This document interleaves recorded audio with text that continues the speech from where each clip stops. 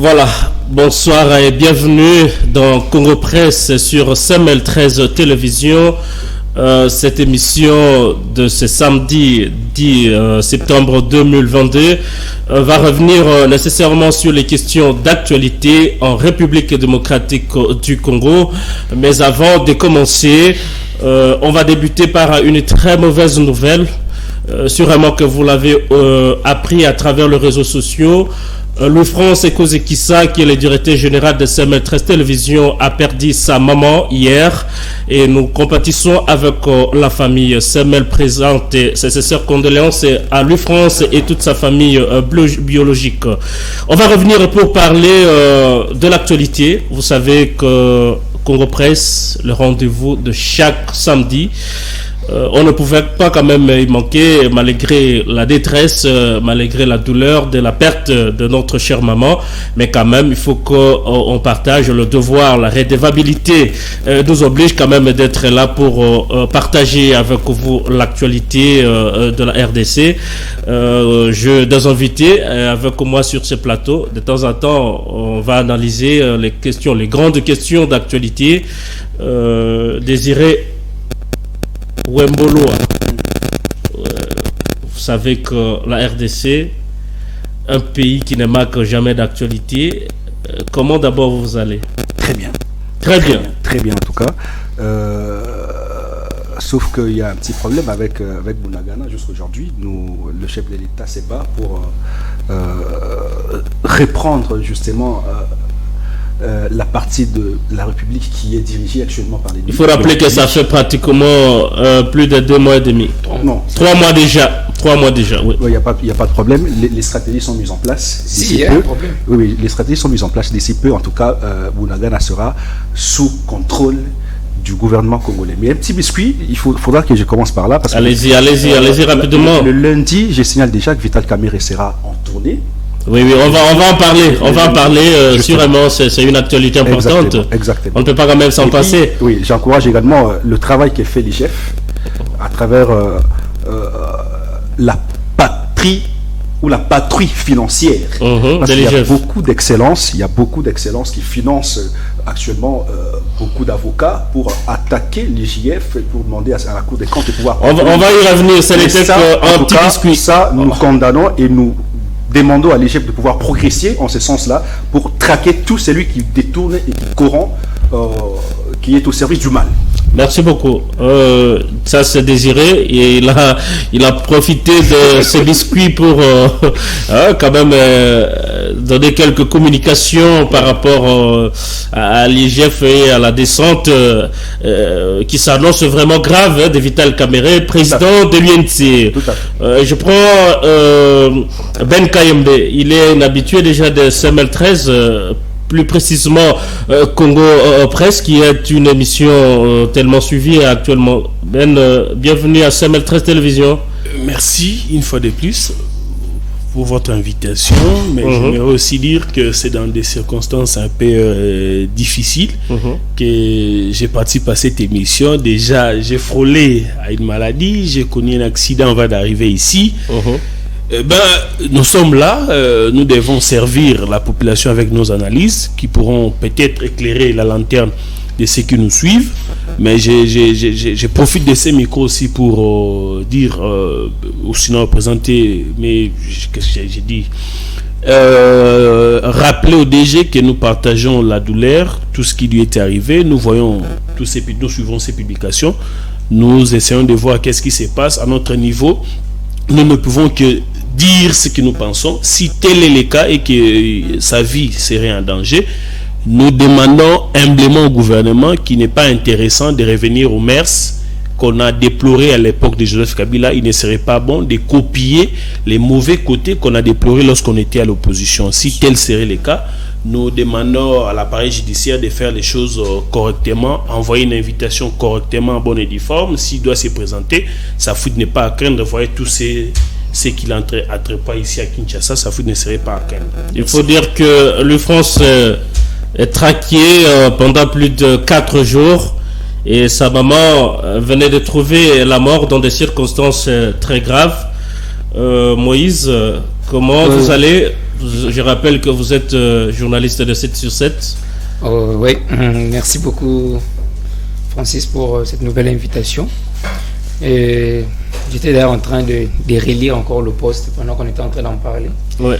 Pour ce qui est arrivé au DG, donc qui est notre aîné, M. Louis France. Alors, d'ailleurs, j'ai partagé avec un ami, que je vais taire quand même le nom ici, qui me disait, mais non, mais là, il va quand même trop loin jusqu'à menacer le chef de l'État. Je lui ai dit que c'est parfois facile quand on parle, on critique quelqu'un qui est dans la douleur que on ne ressent pas. Ouais. Quand on a sa mère qui décède dans des circonstances telles que lui-même le décrit là, c'est facile à critiquer, mais sois à sa place, tu verras que personne ne prendrait un tel risque inutilement. Ça veut dire que moi j'ai plutôt lu quelqu'un qui est dans une douleur profonde, ouais, qui a parlé sous une douleur. Donc nous compatissons avec Monsieur Louis France et qu'on espère que ses droits seront respectés, parce que je ne vois pas le risque qu'il peut représenter pour le pays, pour être traqué comme un chien enragé. Sinon, merci. C'est un paisible citoyen, un journaliste qui fait son travail, et je ne vois pas un grand danger qu'il peut représenter dans ce pays pour qu'il soit traqué de la façon la plus dure qu'on le constate. Malheureusement, on a l'impression qu'il y a encore des choses à rectifier par rapport à notre système politique et démocratique. J'espère en tout cas tout ce qu'il avance sur les réseaux sociaux soit faux. Sinon, si c'est vrai, c'est regrettable. On n'a pas besoin de traquer toute une famille pour pouvoir attraper un individu qui, je ne sais pas ce que déjà on lui reproche. Et donc, si c'est seulement par rapport aux propos, je ne vois pas des propos qui soient aussi diffamatoires que ça pour qu'une personne soit... Déjà que ce n'est pas à moi d'en juger la gravité, mais j'espère au moins que ses droits soient respectés. Si on veut l'écouter, il faut lui donner la chance de se présenter et non pas le menacer jusqu'à ce qu'il y ait eu mort d'homme. Déjà que j'espère que ce qu'il dit, ce que M. Louis France dit sur les réseaux sociaux, s'il arrivait à le prouver, je pense que l'État devra... Je ne suis pas juriste, mais je pense qu'il va devoir être dédommagé. C'est sa mère qui l'a perdu. Et donc, voilà. Merci Moïse. On va revenir. Ce n'était qu'un petit biscuit. Il ne faut pas vider quand même le robinet. Il faut attendre. Non, mais c'est la douleur qu'on partage tous. On essaie juste de le dire dans la mesure. On comprend. On compatissons. On comprend. Perdre sa mère. Ce sont des circonstances dures que le France est en train de passer à ce moment. Mais quand même, on va évoluer avec l'actualité. Raphaël, vous allez bien, vous êtes déjà un habitué des Congo Presse. Je vous reçois encore ce soir pour qu'on discute la RDC. Est-ce que tout va bien? Non, tout va mal. Ah, vous dites tout va mal. Je ne peux pas être bien lorsque mon pays, la RDC, va mal. Je suis un de ceux qui composent la République. Je suis une toute petite racine qui sont les autres, qui sont mes frères. Entre autres, j'ai lu mon aîné Louis France. Bon, ce que je vais dire aujourd'hui, on peut retenir cette phrase pour tout le monde qui est intéressant dans la vie. On ne peut rien et on n'aura rien gagné si la victoire est un fruit d'une erreur. Si on pense que... C'est-à-dire quoi? Faut pas aller trop dans la philosophie. Non, ce n'est pas une philosophie, mais je vais dire ceci. On pense que lorsque je fais mal à Francis, je gagne. Mais est-ce que ce que tu as fait t'a apporté quelque chose? On aura beau dire que les journalistes sont en train de faire... Je comprends ce que vous traversez, mais est-ce que ce pays nous respecte, nous qui travaillons pour lui? Est-ce que ceux qui nous dirigent nous respectent? Parce que au lieu de faire partir, si cela s'avère bien nécessaire, la maman de notre grand frère, notre maman, ces services ne seraient pas intéressants qu'ils puissent aller et nous récupérer nos partis qui sont en train de partir. Nous récupérons mon frère qui est déjà depuis plusieurs jours. Mon frère, moi déjà entre le maître de John 23. Oui, mon frère a dit que les stratégies, mais ces stratégies-là, de traquer une seule personne, on peut le mettre en connivence pour récupérer notre patrie. Parce que pour le chef de l'État que je salue, sa mission première,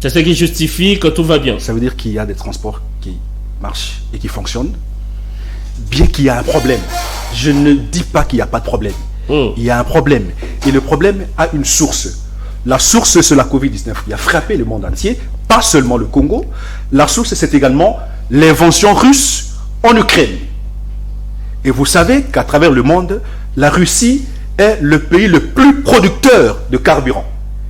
Pendant que la Russie s'attaque à l'Ukraine, il y a sanctions qui pèsent sur la Russie.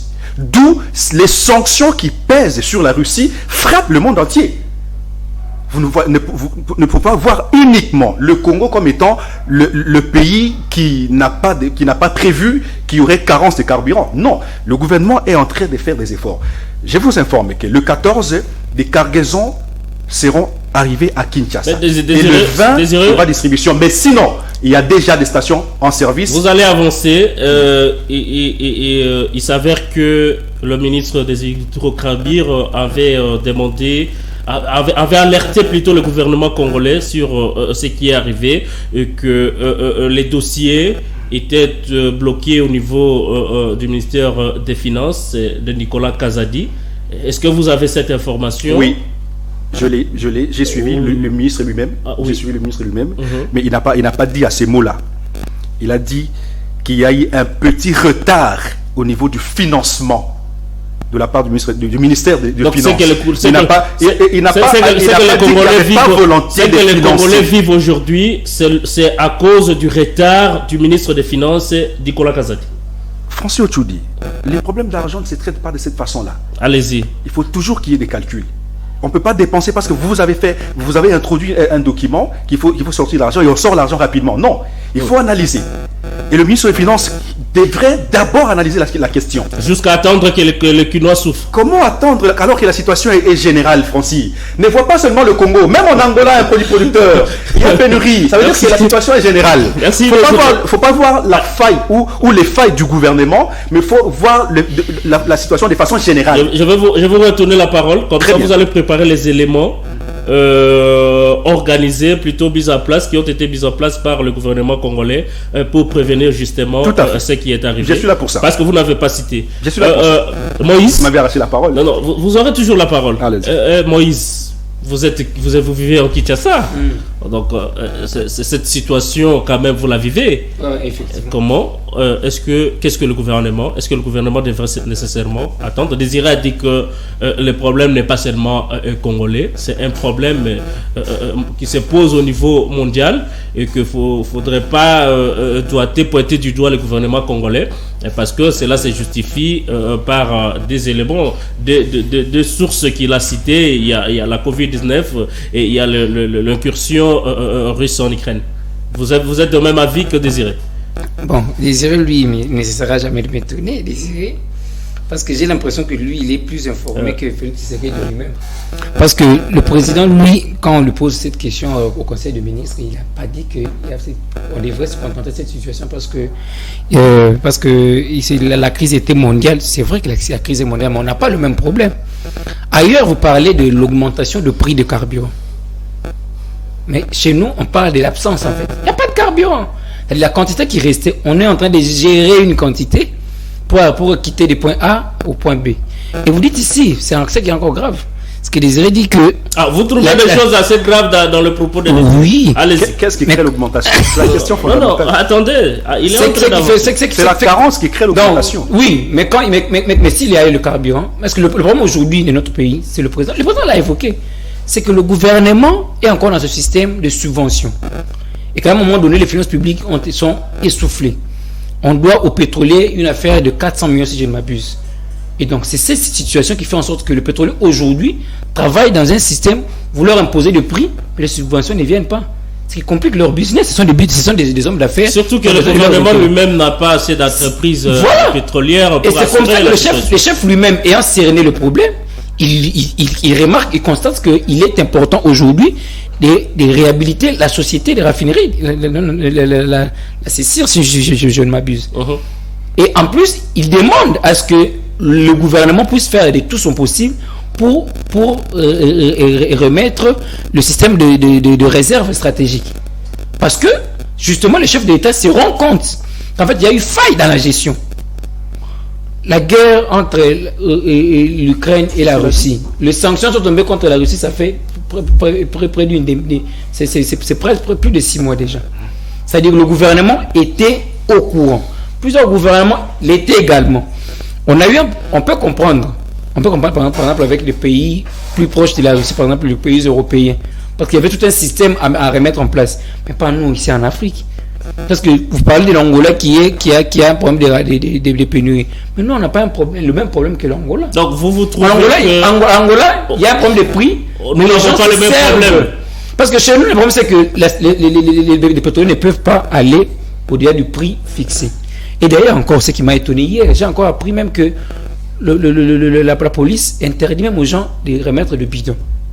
Imaginez que vous ayez plus de 400 000 véhicules étalés sur le boulevard en train d'attendre leur tour chacun. Il faut aller voir les embouteillages pour être servi. Partout là où il y a des stations. Donc la police préfère que le macadam soit bouché, les véhicules aient des pannes sèches à attendre et être servis à une station, et pas de prendre un bidon, aller prendre et puis venir chacun chez lui, aller avoir sa réserve. Vous voyez en fait le problème qui s'est posé dans notre pays. C'est-à-dire que c'est déjà un problème de gestion. On peut dire, bon, ce qu'il évoque, par exemple, quand il parle de la crise des sanctions contre la Russie, en effet, ça s'explique. Parce que quand les Européens refusent de mettre un embargo sur le pétrole russe, c'est vrai que ça crée un problème. Mais notre gouvernement, est-ce qu'il peut te citer une seule action posée par notre gouvernement pour anticiper quand même cette crise? Il n'y a pas. Vous voyez, même lui-même il dit qu'il y a manque de stratégie. Lui-même il dit qu'il y a un retard dans le paiement. Alors que chaque jour on nous vante dans ce pays, on nous dit qu'il y a florissance des finances publiques, il y a ceci, il y a 140% réalisé de bénéfices, il y a 800%, même à la DG, on le budget à 14 milliards. Oui, mais tout ça, ça sert à quoi en fait? Ça va dans les poches des gens. C'est compliqué. Je ne sais pas s'il y a de la logique. On va plus vous éclairer là-dessus. Parce que moi, je n'y trouve pas de la logique. Que mon père me dise que voilà mon fils, j'étais fonctionnaire de l'État, je viens d'être promu DG, et que en même temps, je suis toujours dans l'école Epé Bissoumba où j'étudiais avant. En même temps, j'ai tous les problèmes de frais scolaires. En même temps, vous ne mangez pas bien. En même temps, j'ai même pas d'habits. Mais lui, il a quitté d'un attaché de bureau de première classe au DG. C'est compliqué à expliquer. Merci. Vous savez, ça devient très sérieux. Ça devient quand même très sérieux. Les gens ont du mal à se déplacer parce qu'il n'y a pas du carburant. Vous savez, lorsque on a un problème au niveau du transport, c'est tout le secteur qui connaît quand même ces désarrois. Mais qu'est-ce qu'on va faire, Ben? Il fallait attendre que ça arrive parce que Désiré a dit que c'est les petits retards, il a appelé ça en termes clairs, un petit retard au niveau du ministère des Finances. Et ces petits retards a fait que les Congolais fassent le pied, que les Congolais ne viennent pas au travail parce qu'il n'y a pas de transport. En fait, c'est les petits retards au niveau des finances. Merci beaucoup Francis, j'espère surtout de ne pas être dérangé comme les autres l'ont été. Non mais la beauté, attendez.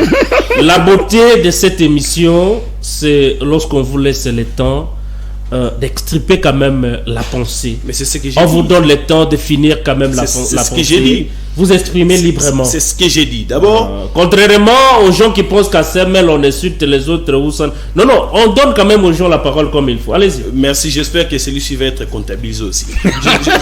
Je suis vraiment très sidéré d'entendre ce que Désiré a débuté sur ce plateau.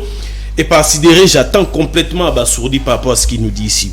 D'abord, il fait l'apologie de ce licencié de 2 semaines qui fait son stage. Et voilà les retombées de son stage. Lui qui est devenu licencié à Gaz et Pétrole pendant 2 semaines. Attendez. Attendez. Mais est-ce que je peux avancer? Vous avez bien licencié qui a fait un stage de 2 semaines pour gérer un ministère. Je ne suis qu'à l'introduction, cher ami. Allez-y. Je ne suis qu'à l'introduction. C'est-à-dire il fait l'apologie de celui qui est licencié en Gaz et Pétrole après 2 semaines simplement. Lui qui a résumé un parcours de 5 ans plus le temps de stage, plus le temps de l'expérience, on peut prendre même 8 ans, il a résumé en 2 semaines et il en a aujourd'hui l'expérience de se vanter même de ces domaines. C'est vraiment regrettable. Aujourd'hui, prendre les exemples du Congo-Brazzaville et d'autres pays j'ai très mal au cœur parce que je me demande si Désiré vit où. Parce que vous n'allez pas me dire ici qu'en France, vous allez retrouver à chaque station, où vous allez retrouver chaque recoin avec un prix 10 litres. C'est impossible. Vous n'allez pas en France vous dire, à Paris par exemple, le litre revient à 5 euros. Vous allez à Lille, le litre revient à 7 euros. C'est impossible. L'uniformité des prix. Déjà, notre gouvernement a du mal à gérer la tension des prix sur le marché. Et ça engendre tant de choses aujourd'hui. Aujourd'hui, vous avez les Kadhafi qui vendent un litre à 8 000 jusqu'à même à 10 000 francs congolais. Et vous parlez de la circulation normale. C'est aberrant, cher ami. On vend un litre à 10 000. Vous allez même dans les stations. Pour vous vendre 10 litres, vous devez payer peut-être 5 000 ou 7 000 de caution pour avoir 10 litres. Et ça, vous dites que c'est tout à fait normal. Si on est notre boulevard ici, juste en sortant de CML13 sur Quado ici, vous voyez comment il y a de l'embouteillage? Tout ça parce que les gens doivent suivre la queue. C'est anormal. Le gouvernement n'a rien préparé pour gérer la crise. Le gouvernement n'a rien préparé parce que le gouvernement le savait. Notre expert, notre licencié en gaz et pétrole de 2 semaines, le savait bien avant qu'on devait arriver à cette crise. Ben, il faut respecter ceux qui ont fait 5 ans à l'université pour suivre les études dans ces domaines-là. On ne devient pas licencié en 2 semaines en gaz et pétrole quand même. C'est en 5 ans. Je respecte tout le monde. Mais allez-y. Tout ce que je sais, l'expert qui est là n'a fait que 2 semaines. En tout cas, il les mérite. C'est bien vrai que c'est bon. Il dit lui-même l'a affirmé qu'il était. Je ne fais que reporter les faits. Allez-y, Ben. Allez-y. J'avance, cher ami. On nous dit ici, la Piniérie, le ministre des Finances parle d'un petit retard, mais ici en RDC. Et puis c'est le même qui gère l'économie. Le seul décaissement qui se fait avec toute vitesse, c'est le fonctionnement. C'est lorsqu'il faut payer. C'est lorsqu'il y a des factures qui va au sens où les membres du gouvernement doivent bénéficier. On parle ici pour ne pas revenir en arrière, même des invisibles, de tout ça. Cet argent-là sort facilement, je vous dis, cher ami. Il n'y a pas que pour du carburant qu'on parle. Il y a même Denis Kadima qui nous a dit qu'il reçoit de l'argent en retard. Peut-être qu'on en parlera avec la deuxième thématique. Il ne va pas ici dire qu'on parle seulement du cas de Peigné. Ces blocages-là, c'est constate dans plusieurs domaines dans l'exécution des projets qui doivent impacter la vie des Congolais.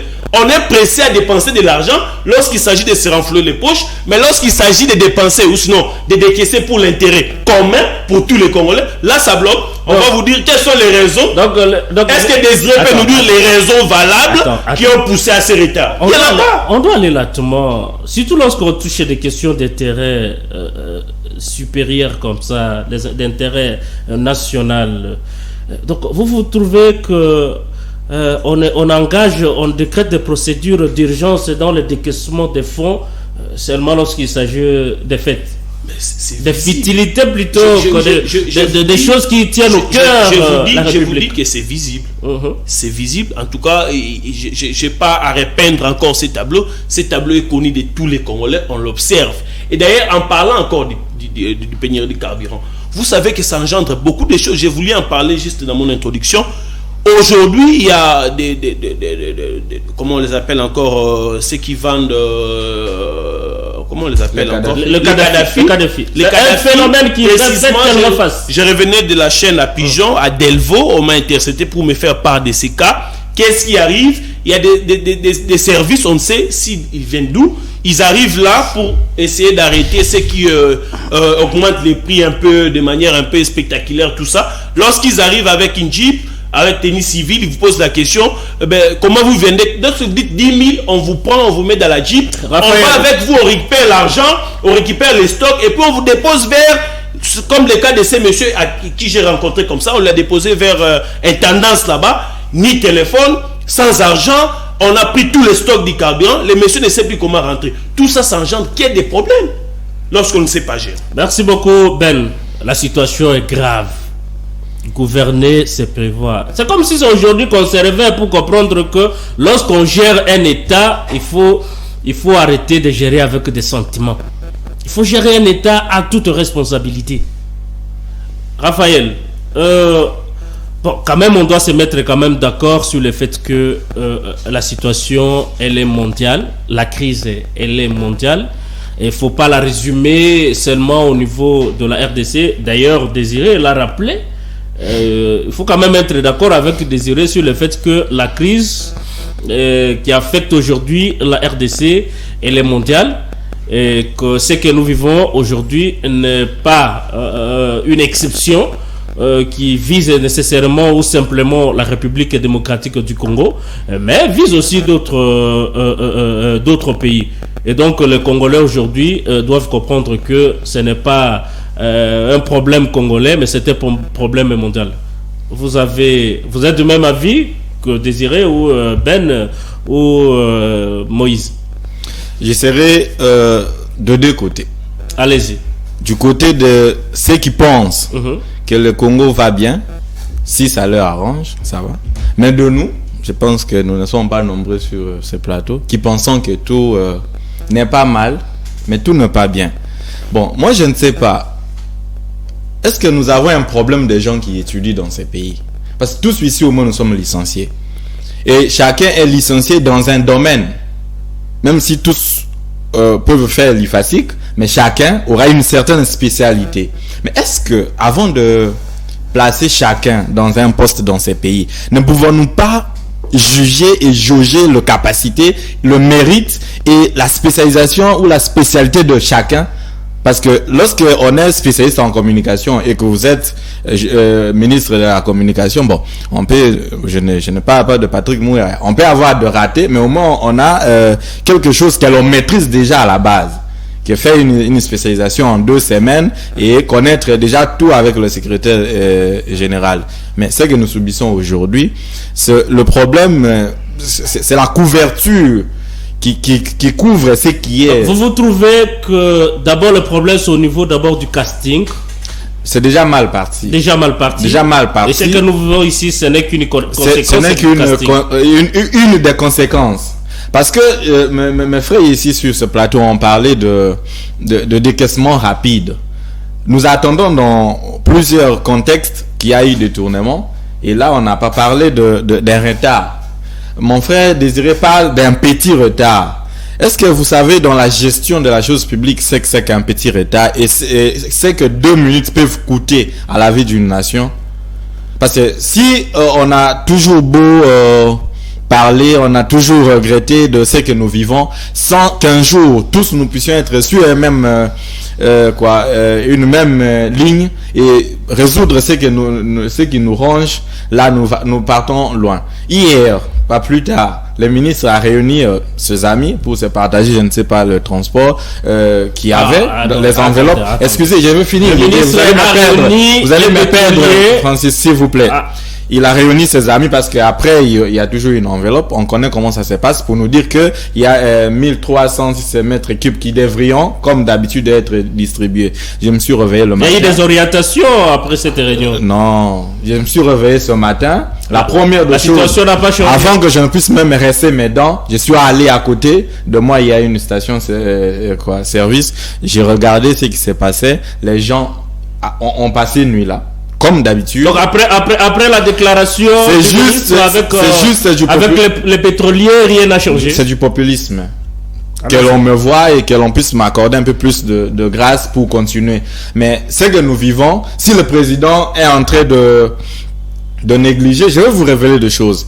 N'avez-vous pas remarqué que c'est seulement lorsqu'il y a une activité qui est d'utilité publique qu'il y a des choses, et surtout du carburant?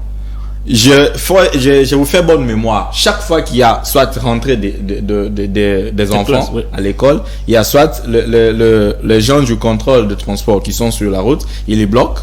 Soit c'est le carburant, soit il y a une autre chose pour saboter ce que pense le chef de l'État de ce qui est de l'avenir. Est-ce qu'il est d'abord bien entouré? La fois dernière, nous avons parlé du remplacement ou du remaniement, ça traîne jusqu'aujourd'hui, mais le chef de l'État devrait déjà penser à changer et à mettre chacun là où il est compétent. Parce que ça part de la compétence. On ne peut pas être ministre de Finances ou du budget et bloquer une chose d'utilité publique parce qu'on devrait réfléchir. On réfléchit, mais tous les conseillers qui... Donc vous trouvez qu'au départ, il faut éviter de... On dépense inutilement, on peut emmener gare centrale, on peut emmener quoi que ce soit parce que un fils ou un petit va passer, mais parce que nous ici, nous ne sommes rien et qu'un transport de 500, on peut le payer aujourd'hui à 7000, comme mon cas. Là, ça ne concerne pas les gens. Mais on peut dire... Ce que j'ai aussi entendu d'une station Total, que je cite, de Mandela, il y a un pompier qui dit il y a du stock. Mais ce qui se passe, c'est que le gouvernement s'est beaucoup endetté et avec cet endettement, pour qu'il puisse revenir un peu à l'ordre, veut que l'on puisse augmenter le prix. N'ayant pas encore trouvé intérêt d'attendre, il bloque. Parce que l'unique service que nous avons de l'État, c'est Sonaïdro. Mais depuis quand Sonaïdro avait fermé? Il y a fermeture totale. On a même. Non, je viens de passer sur la première rue. Hein. En tout cas, c'est comme au cimetière, il n'y a pas de bruit. On n'a même plus de lit parce que d'habitude, s'il y a un véhicule de la CEP et autres qui vient livrer, on ferme quand même. Mais on a même ouvert. Parce qu'il n'y a rien. Parce que l'État ne vaut pas, il faut de particuliers. Mais de particuliers, servez-les. Lorsque le Jeep l'a fermé avec de sachets, rentre, ils prennent 50, 100 litres. Mais tâchez à régler ça parce que nous, le petit peuple, nous souffrons de 500 francs. Prenez magasin boulevard, gare centrale. Aujourd'hui, c'est à 3000. Mais au départ, c'était à 1000 francs. Je dois quand même être reconnaissant parce que vous êtes tellement battu pour être là, chers confrères, parce que la situation est tellement grave. Mais par respect à CML 13 et respect à cette émission de chaque samedi, Congo Presse, présenté par moi-même Francis Ochoudi. Chers confrères, vous êtes battus malgré la hausse de prix. Je dois quand même vous dire vraiment, sincèrement merci, parce que dans plusieurs stations-service, je dois vous rappeler, et les autorités nous attendent, quand vous passez et que vous n'êtes pas abonné, je ne sais pas d'où vient ce système, où quand vous n'êtes pas abonné, on ne vous vend pas même le peu de carburant. Même ce peu-là, on ne vend plus parce que vous n'êtes pas abonné. Il y a pire. Mais c'est pire que ça. Il y a pire que ça. Il n'y a que des stations. Bon, Désiré, je reviens. Désiré, bon, vous avez suivi, il y a quand même à boire et à manger dans cette histoire de carburant. Mais la plupart des amis qui sont avec nous sur ce plateau n'ont pas épousé la même logique que la tienne. Vous avez des éléments au même moment à répondre aux amis ou à éclaircir, mais on devrait nécessairement... Bon, très rapidement, on va clore avec ce débat avant d'entamer merci beaucoup Francis. Mais déjà, votre position me met mal à l'aise parce que déjà, vous avez une position très claire. Parce que quand vous dites, vous remerciez vos invités qui se sont battus, c'est-à-dire que déjà, vous avez une position très claire. Ce qui n'est pas tout à fait élégant de votre part. Attendez, alors je reviens un petit peu. Je vous relance. Attendez. Un bienfait, c'est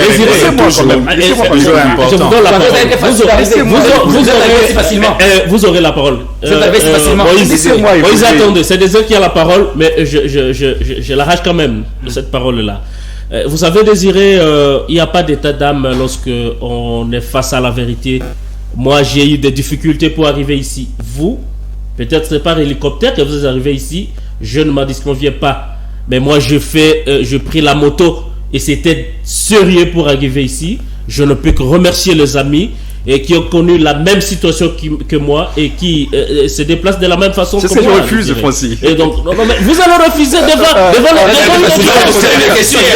l'évidence. Vous aussi, on vous remercie. Allez-y, nous remercions d'être là. Je remercie aussi Désiré qui a fait quand même un effort d'être là, Désiré. En plus. En tout cas, sincèrement, merci. Vous avez fait un effort d'être là. Merci beaucoup. Merci, Désiré. Je vais revenir quand même. Voilà, laissez-moi comme des temps. Allez-y, vous avez tout le temps. C'est la beauté de cette émission. J'ai été beaucoup attaqué, pratiquement par tout le monde. Laissez-moi quand même répondre beaucoup. Et j'ai entendu ici sur ce plateau qu'il y a augmentation du prix de carburant dans les stations-service. Faux et archi-faux. Oh là là. Faux et archi-faux. Cher ami. Je suis une de victimes. Cher ami, le transport a augmenté. Le prix des transports a augmenté. Mais le prix du litre de carburant n'a pas augmenté dans toutes les stations de service. Il faut dire la vérité. Là, c'est ce qui est affiché. Mais ce qui se vend. Attendez. C'est qui affiche le déjà? C'est moi qui ai la parole. Laissez-moi quand même parler. C'est moi qui ai la parole. Le prix du litre n'a pas augmenté, Francis. Les vendeurs ambulants qui achètent dans les bidons, justement dans les stations de service, qui augmentent le prix. Parce qu'ils vendent sur des rues ici. Les Kadhafi. Les Kadhafi, appelés par des Quinois, des Kadhafi. Ce sont ceux-là qui font la perturbation du prix. Mais partout où vous allez entrer dans une station de service, vous allez acheter le litre à un même prix. Et c'est partout. Et le prix n'a pas augmenté. C'est le même prix d'avant qui s'est fait jusqu'à aujourd'hui. Mais par mauvaise foi de Congolais et de Quinois, le chauffeur augmente le prix des transports. Ça n'est pas parce qu'il a acheté cher ses carburants, mais c'est tout simplement parce qu'il y a rarement, ou il y a rareté. Mais parce qu'il est sorti de 6 heures de chez lui et il en a acheté à 19 heures. Compte tenu du temps qu'il a passé devant une station de service, il peut augmenter, ils augmentent, même pas il peut, mais ils augmentent son prix. Non pas le prix du litre. Renseignez-vous très bien. Il n'y a pas de course. Avant de commenter, vous devez avoir une information vraie. C'est à partir de 1000 francs. L'information vraie que au lait, j'ai acheté 5 litres à 15 000 francs. L'information vraie. Devant une station. Les Kadhafi, ceux qui sont appelés communément les Kadhafi, vendent à l'heure actuelle un litre à 6 000 francs, 7 000 francs, 6 000 francs, 6 000 francs, 6 000, 7 000, 8 000, voire même de 10 000. Mais si vous allez dans une station, c'est le même prix fixé par le gouvernement. Mais il y a rareté de carburant. Ça, il faut le souligner. Je ne sais pas ce qu'a dit encore... Allez-y, je voudrais donner de manière exceptionnelle la parole avant qu'on attende la deuxième thématique, parce qu'il y a beaucoup de choses qui se sont dites ici. Oui, justement, mais vous ne m'avez pas un stylo, vous n'avez pas donné un stylo et un papier, malheureusement. J'oublie beaucoup de choses qui ont été dites ici, mais j'oublie. Mais sinon, il y a des pratiques que nous mettons quand même à déconseiller, personnellement. Moi, je déconseille que vous achetiez le carburant au prix fixé par l'État à la station, et quand vous arrivez chez vous à la maison, vous augmentez le prix à votre prix, de votre volonté, votre propre gré. Là, nous déconseillons. Mais le gouvernement également, moi j'appelle au gouvernement de pouvoir faire le suivi, descendre les inspecteurs à travers la ville et faire le suivi. Ça veut dire que si vous achetez au prix fixé par le gouvernement, vous devez également vendre à ce même prix-là. Et ça, c'est le travail du gouvernement. Et ça, j'en appelle au gouvernement de pouvoir faire ce suivi. Peut-être passer par cet appel au gouvernement qu'on va entamer la deuxième thématique. Vous gardez le micro. Allez-y. On entame on va prendre avec les amis la tournée à Mani annoncée par Vital Kamerhe, ancien directeur de cabinet de Joseph Kabila, de la prison, acquitté. Il est aux côtés du président. On ne sait pas à quel poste. Mais Vital Kamerhe est annoncé à la partie est de notre pays pour une mission de paix. Et je crois qui va débuter demain à partir de Goma. Et on annonce un meeting avec Fanfare demain à Goma. Quelle est la lecture que vous faites par rapport à la visite, parce que tous nous aspirons à la paix. Vous savez que ça fait des décennies que la partie Est est toujours endeuillée, il y a toujours des problèmes, il y a toujours d'insécurité, nos confrères et nos sœurs sont égorgés de fois à la machette, des autres avec des fusils. Mais finalement, Vital Kamerhe, qui est un grand notable de l'Est de la République démocratique du Congo, se décide de faire quand même un déplacement pour conscientiser et appeler tout le monde à la paix et trouver des solutions idoines par rapport à ce qui se passe. Désirez votre lecture par rapport à la tournée annoncée par Vital Kamerhe. Merci beaucoup. Cette fois-ci, ne me perturbez pas, s'il vous plaît. Vous avez la parole, je ne vous ai jamais perturbé, allez-y. Vital, c'est un homme d'État. Il faut commencer par dire que Vital, c'est un homme d'État, et Vital, c'est un partenaire direct du chef de l'État. Et ce pouvoir appartient aussi à Vital Kamerhe. Parce que je vais vous rappeler justement, peut-être qu'il y en a qui ignorent parce que je vois déjà des têtes tourner. Je vais vous rappeler vous vous sentez vous-même mal à l'aise. Le pouvoir émane. Non, je ne me sens pas mal à l'aise. Je vous rappelle que ce pouvoir émane. Je vous protège quand même des assurances que moi je vais vous protéger. Le pouvoir émane d'un accord de Nairobi. Ouais. Et l'accord de Nairobi, c'est 2 personnes qui ont signé. 2, c'est Félix Antoine Tshisekedi avec l'UDPS et Vital Kamerhe avec l'Union pour la Nation. Ça, c'est une évidence. Personne ne peut les nier. Et quand ils sont arrivés ici, ils se sont entendus que si Félix, vous êtes élu président de la République, moi je serai Premier ministre. Et il s'est fait que, en arrivant au pouvoir, la donne a changé. Pourquoi? Parce qu'ils ont manqué la majorité parlementaire. C'est ce qui a fait que Kamere soit directeur de cabinet à la place du Premier ministre. Mais il garde le même partenariat. Malgré que Kamere était à prison, tout ça comme directeur de cabinet, il est toujours là comme partenaire le plus crédible du chef de l'État. C'est une affaire de la justice. Le chef de l'État n'a rien à voir là-dessus. Voilà pourquoi il n'a 10 mots sur le procès, moins encore sur la condamnation de Vital Kamerhe. Parce que, en tant que démocrate et en tant que respectueux des textes, le chef de l'État ne pouvait pas s'ingérer dans la décision ou dans les décisions prises par la justice. D'où il a tenu à garder silence et à respecter l'autonomie de la justice. Et finalement, la justice a trouvé quand même que le Vital Kamerhe a été un homme inculpé par des conseillers du chef de l'État, je cite ici, par des conseillers du chef de l'État, parce qu'on en a vu des gens qui sont passés devant des micros, devant la justice pour dénoncer la gestion du Vital Kamerhe, alors que c'était des complots faits pour anéantir. En l'occurrence, c'est l'homme à 700 ventes par jour. Allez-y, Désiré. Tout à fait, vous l'avez cité. Mais, qu'à cela ne tienne, le pouvoir ou le bilan de Félix Antoine Tshisekedi en 2023 est aussi partagé par Vital Kamerhe.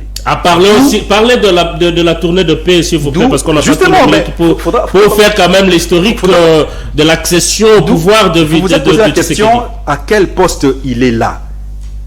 Vous avez suffisamment éclairé et je vous donne. Parlez de la tournée à Mani. Vous savez, Vital Kamerhe est indispensable à l'Est. Et c'est le premier citoyen de l'Est. Il est l'élu ou le meilleur élu de toute la République. En 2018, personne n'a obtenu des voix comme Vital Kamerhe à travers la République. D'où il a obtenu ses voix, c'est de l'Est.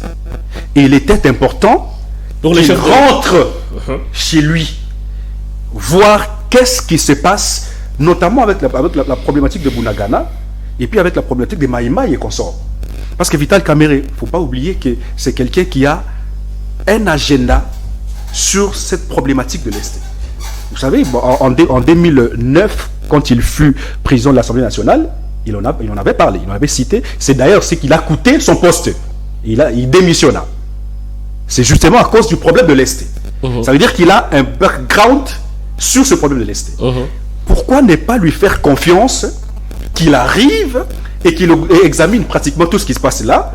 Peut-être qu'il pourra pas apporter solution, mais proposer des solutions au chef de l'État qui a la décision pour ramener la paix totalement dans cette partie du pays. Merci. Et moi, je lui accorde cette chance. Vous voyez quand même un changement après la visite de Kamerhe à l'Est. Je le vois rencontrer tout le monde. Je le vois rencontrer des forces vives de l'Est de la République. Je le vois également en tant que député le mieux élu. Je le vois être accueilli par toutes les forces vives. On prend Moïse. Vous rappelez avec moi que le chef de l'État avait d'abord délégué le président du Sénat, le professeur Barty Lukwebo. Apparemment, avec Barty, ça n'a pas tenu. Maintenant, il faut envoyer Vital pour que la situation se calme finalement. Vraiment. S'il me faudra justifier, bien expliquer, bien analyser ce qui se passe autour de Vital Kamerhe, moi je pourrais dire que c'est justement un choix politique du président Tshisekedi qui est en train de voir 2023 arriver. N'allez pas trouver problème de guerre, de l'insécurité, tout ça, parce que s'il y avait quelqu'un qui pouvait mieux conseiller le chef de l'État pour pouvoir mieux appréhender cette situation de l'insécurité à l'Est, on a connu des Moussa Niamou ici, on a connu tant d'autres. Toutes ces missions-là n'ont rien résolu comme problème. On a même pris un seigneur de guerre qui a été champion dans le secteur. Le chef d'État le prend, il envoie chez ses rebelles pour pouvoir les réconcilier. Les gens le prennent même en otage.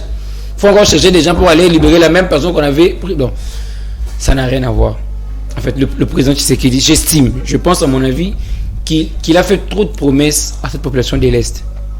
Il leur avait même promis qu'il allait établir sa résidence à Goma jusqu'à ce que ce problème sera résolu. Ce qu'il n'a jamais fait.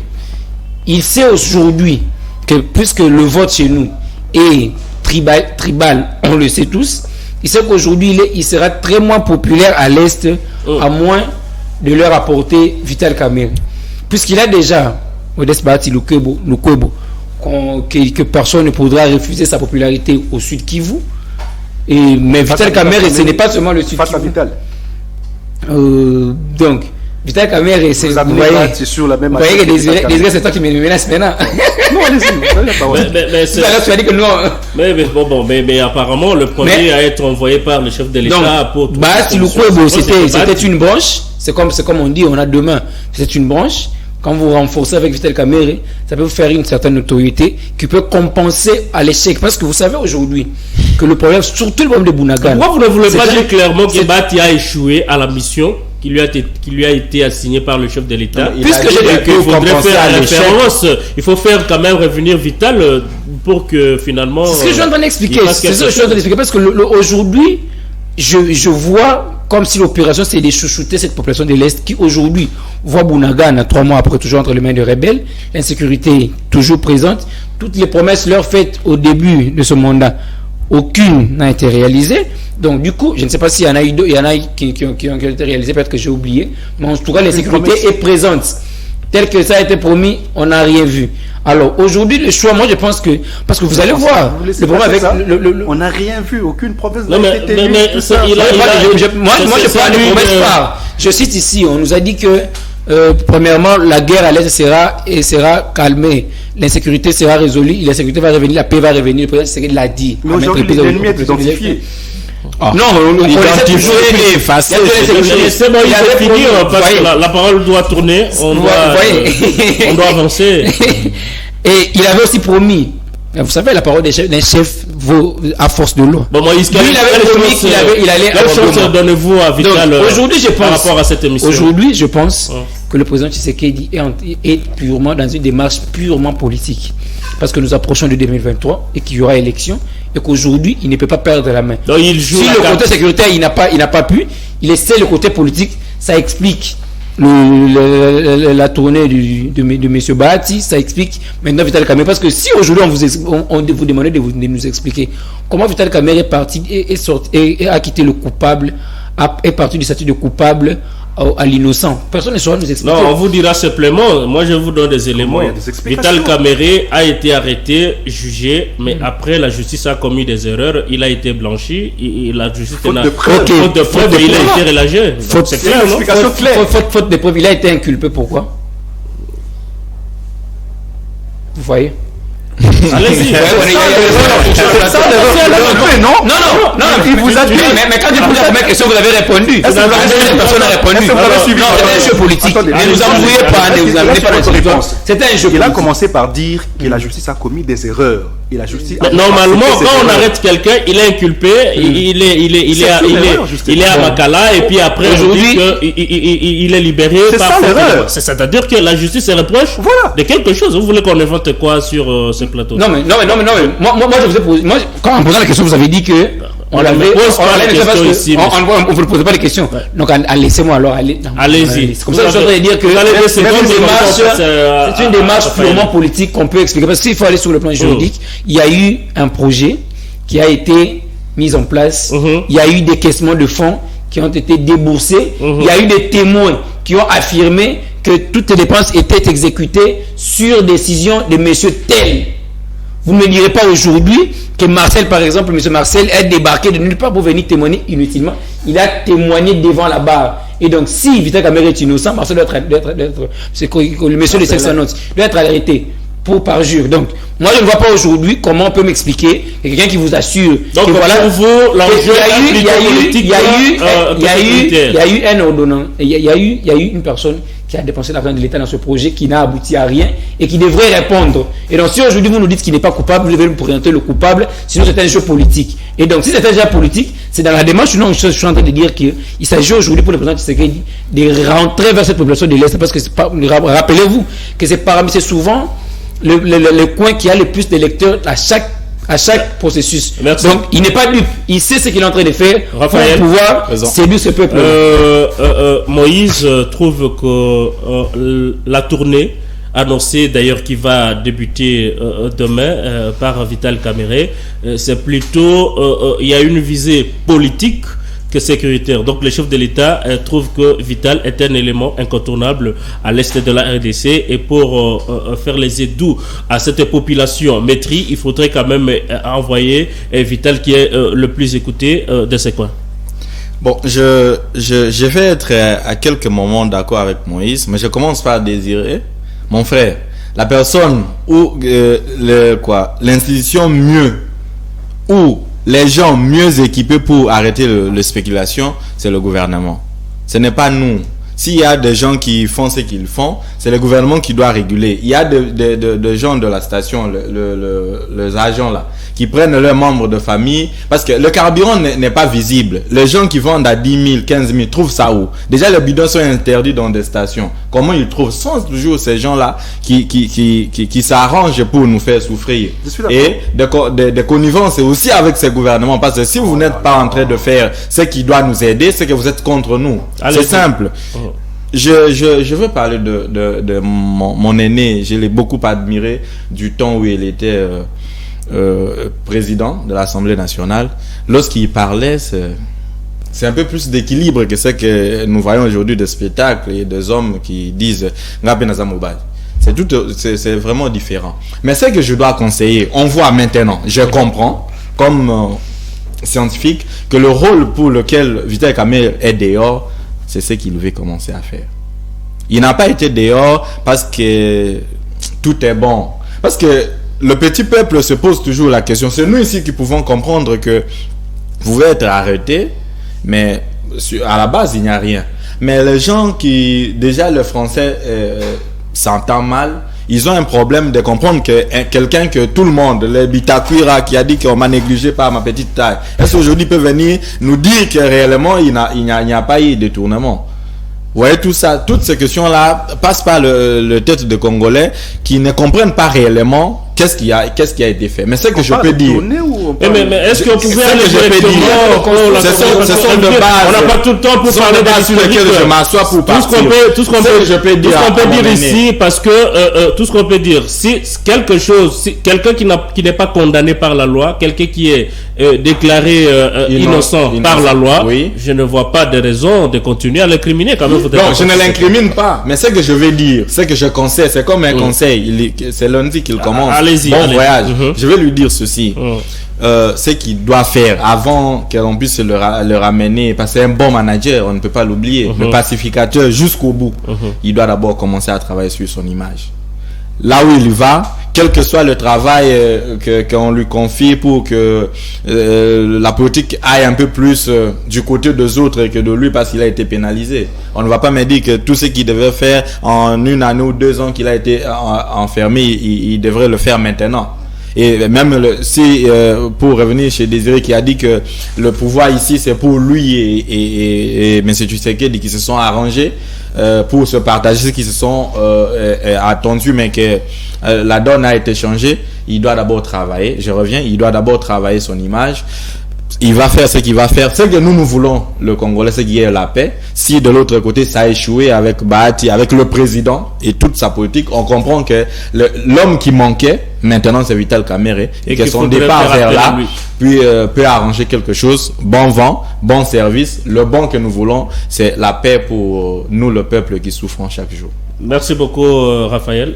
Ben, quel pourcentage, la chance que vous accordez à Vital qui va débuter sa tournée à partir de demain, parce que le problème quand même nous touche au cœur, ça fait des décennies, Boudangana est toujours sous contrôle du M23, et cette initiative quand même c'est louable, il faut qu'on se mette d'accord sur le fait que Vital, sur cette ligne-là, d'aller rencontrer ses frères, et chercher le voisin moyen pour que la paix revienne à l'est de la RDC, c'est une très bonne initiative qu'il faut saluer. Merci beaucoup Francis pour la parole. Je suis resté sur ma soif à entendre ce que les amis ont débuté sur ces plateaux. Je me croyais dans une messe des latins. Vous savez, aujourd'hui, lorsque j'entends sur ces plateaux, on publicite les partenariats, soit privilégiés, les partenariats entre Vital Kamerhe et Tshisekedi, mais je m'en manque moi. Aujourd'hui, je ne vois pas. Vital Kamerhe n'est pas envoyé par les chefs de l'État. Ça, je l'affirme. Vital Kamerhe est dans une opération de charme. Aujourd'hui, il est vraiment obligatoire pour Vital Kamerhe de montrer combien il reste populaire dans cette partie-là. Ça, je vous l'ai dit, parce que si vous êtes aguerri dans la politique congolaise, vous allez comprendre qu'aujourd'hui, les jets d'intérêt, c'est les jets d'intérêt qui priment. Aujourd'hui, les chefs de l'État ne peuvent jamais mettre entre les antipodes Vital Kamerhe et puis Bahati. Le chef de l'État veut à tout prix voir son mandat chité à mon uniforme. Or, réveiller un Kokobar comme Bahati aujourd'hui, ce serait bouger l'atterrissage du mandat du chef de l'État. Parce que sur le plan numérique, on ne peut pas mettre sur la balance Vital Kamerhe et Bahati. Vous savez, aujourd'hui, même si nous allons dans les négociations, vous avez vu les récentes négociations de l'Union sacrée. À quand remonte la dernière fois où l'INC de Vital Kamerhe a participé dans les entretiens de l'Union sacrée?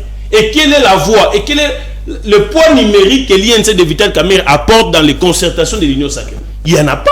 Il n'y a pas un poids numérique. Mais aujourd'hui, le poids des Bahati peut faire retarder même la nomination des mandataires. On l'a vu. On a nommé les mandataires ici. Combien vous avez vu de l'INC pour parler de ces partenariats privilégiés? Vital Kamerhe cherche à redorer son image, montrer aux yeux du monde qu'aujourd'hui, je reste encore le chouchou de la grande partie et que si le chef de l'État a besoin de compter sur quelqu'un, il faudrait nécessairement compter sur moi. Et d'ailleurs, pour en venir, on dit ici, sur ce plateau, que Vital Kamerhe est allé là-bas pour voir comment apaiser les tensions et ainsi de suite. Est-ce que d'ailleurs le gouvernement pense à la partie Bounagana? Le gouvernement n'en pense pas. Hier, les porte-parole... Non, n'allons pas loin. Hier, les porte-parole du gouvernement nous a dit, sur les antennes de la radio-télévision nationale congolaise, nous a dit ceci. La population, l'état d'esprit de la population reste concentré sur l'intervention remarquable de Félix Tshisekedi à Rotterdam, la persistance du conflit à Kwamutu, la montée en puissance du banditisme. On a oublié, la population n'est pas intéressée. Selon les gouvernements déjà, qui devaient s'intéresser à la partie Est, pour lui, il estime que la population n'est pas intéressée à ce qui se passe à Bounagana, n'est pas intéressée à la pénurie, n'est pas intéressée à la flambée des prix, à tout ce qui se passe. Il faut chuter par là parce qu'on est tout à fait normal que vous dites à un gouvernement pareil qu'il est en train de s'intéresser. D'ailleurs, j'ai suivi sur Top Congo hier.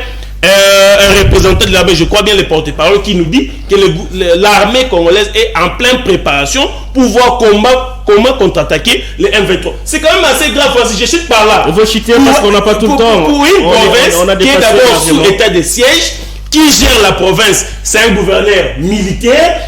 La partie est censée avoir plus de militaires que possible. Merci. Mais l'armée, après 3 mois, il reste encore dans des préparations pour voir comment contre-attaquer. Merci beaucoup. Merci beaucoup. Désiré, tout dernier mot, il faut accorder de la chance à Kamerhe, qui n'est pas le moindre de ses coins.